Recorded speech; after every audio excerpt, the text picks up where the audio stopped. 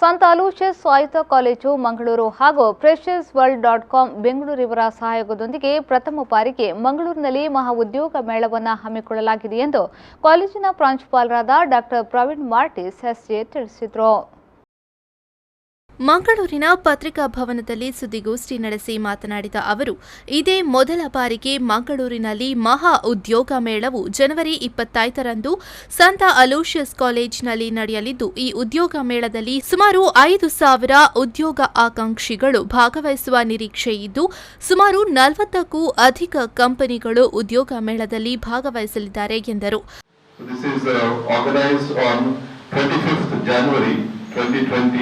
This will start at 9 o'clock in the morning and will go on till 5 o'clock in the evening.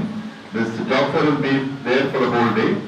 It is targeted for the final year students of all the humanities, sciences, commerce, management and all these courses, as well as the postgraduate students of various departments.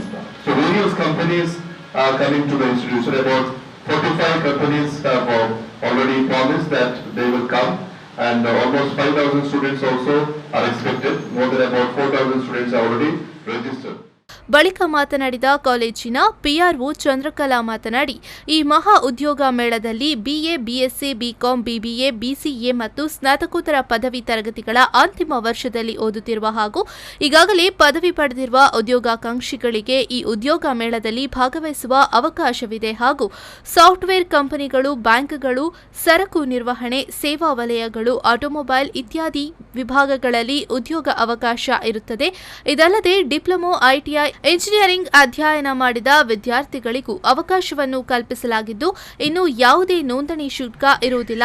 ನೋಂದಣಿ ಮಾಡಿಕೊಳ್ಳುವವರು online ಮೂಲಕವೂ ಅರ್ಜಿಯನ್ನು ಸಲ್ಲಿಸಬಹುದಾಗಿದೆ ಎಂದರು. BA, BSc, BCom, BBA, BCA ಮತ್ತು ಸ್ನಾತಕೋತ್ತರ ಪದವಿ ತರಗತಿಗಳ ಅಂತಿಮ ವರ್ಷದಲ್ಲಿ ಓದುತ್ತಾ ಇರುವಂತಹ ವಿದ್ಯಾರ್ಥಿಗಳು ಹಾಗೂ ಈಗಾಗಲೇ ಪದವಿ ಪಡೆದಿರುವ ಉದ್ಯೋಗಾಕಾಂಕ್ಷಿಗಳು ಈ ಉದ್ಯೋಗ ಮೇಳದಲ್ಲಿ ಭಾಗವಹಿಸಲು ಅವಕಾಶವಿದೆ.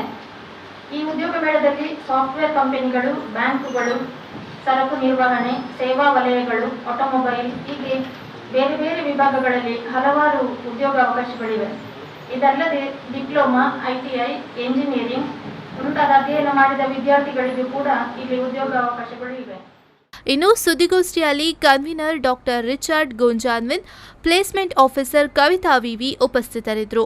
ಆದಿತ್ಯ ರಾವ್, ವಿ4 ನ್ಯೂಸ್ 24/7 ಮಂಗಳೂರು.